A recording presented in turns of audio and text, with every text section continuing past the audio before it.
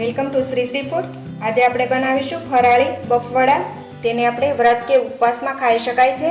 આ બફવડા ખાવામાં ખૂબ જ ટેસ્ટી લાગે છે અને તેને આસાનીથી બનાવી શકાય છે। તેને તમે લંચ કે ડિનરમાં ગ્રીન ચટણી સાથે ખાઈ શકો છો। તો ચાલો બફવડા બનાવવાની શરૂઆત કરીએ। તો તેના માટે અહીંયા મેં 4 નંગ બટેટાનો માવો લીધેલો છે, 2 ટેબલસ્પૂન આરાનો લોટ લીધેલો છે, 2 ટેબલસ્પૂન સૂકું નાળિયેરનું છીણ, 4 ટેબલસ્પૂન સિંગદાણા, 2 ટેબલસ્પૂન તલ, 1 ટેબલસ્પૂન મરચાની પેસ્ટ, 1 ટેબલસ્પૂન કોથમીર, 1 ટેબલસ્પૂન સૂકી દ્રાક્ષ, સ્વાદ પ્રમાણે સિંધવ મીઠું, 1 ટેબલસ્પૂન દળેલી ખાંડ, 1 ટેબલસ્પૂન લીંબુનો રસ અને તળવા માટે તેલ લઈશું। હવે આપણે જાર લઈશું, તેની અંદર સિંગદાણા નાખીશું। સિંગદાણા આપણે કાચા જ લીધેલા છે। તલ પણ નાખીશું અને તેને ક્રશ કરી તૈયાર કરી લઈએ। હવે આ સિંગદાણા આપણે ક્રશ કરીને તૈયાર કરી લીધેલા છે, તેને એક બાઉલમાં લઈએ। પહેલાં આનું આપણે સ્ટફિંગ તૈયાર કરવાનું છે, તો તેમાં આપણે બધા મસાલા કરીએ।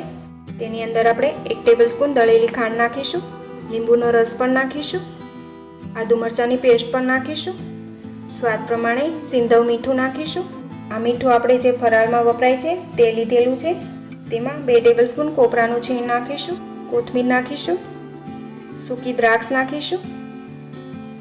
હવે તેને હાથથી જ બરાબર મિક્સ કરી લઈએ અને તેનું સ્ટફિંગ તૈયાર કરીશું।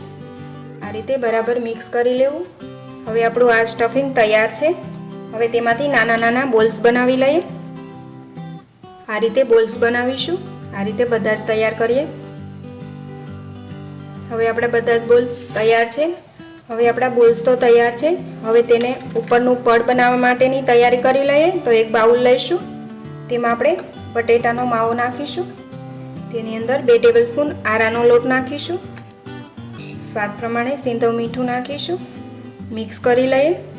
આરાનો લોટ જરૂર હોય એ રીતે નાખો, વધારે જરૂર લાગે તો તમે ફરી નાખી શકો છો। એ પહેલાં જો તમે હજી સુધી અમારી ચેનલ સબસ્ક્રાઈબ નથી કરી તો પ્લીઝ અહીંયા ક્લિક કરો એટલે સબસ્ક્રાઈબ થઈ જશે અને બેલ આઇકન પર ક્લિક કરશો એટલે તમને અમારા નવા વિડીયો મળતા રહે। અને વિડીયો પસંદ આવે તો પ્લીઝ લાઈક પણ કરો અને તમારા ગ્રુપમાં શેર પણ કરવાનું ભૂલતા નહીં।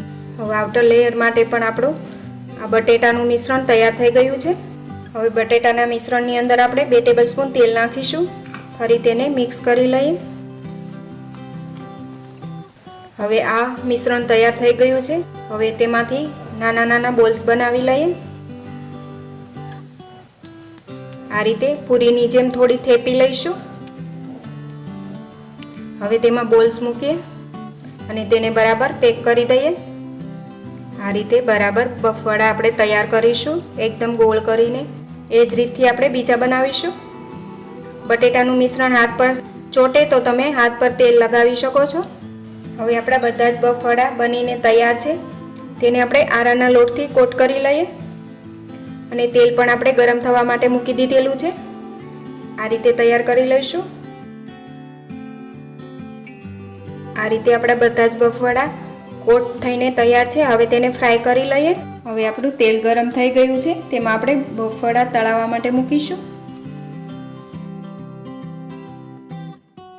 થોડા તળાય એટલે તેને આપણે થોડા ફેરવી લઈશું।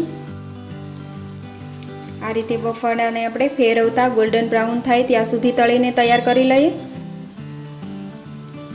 હવે આપણા બફવડા એકદમ સરસ ગોલ્ડન બ્રાઉન થઈ ગયા છે, તેને બહાર લઈ લઈએ।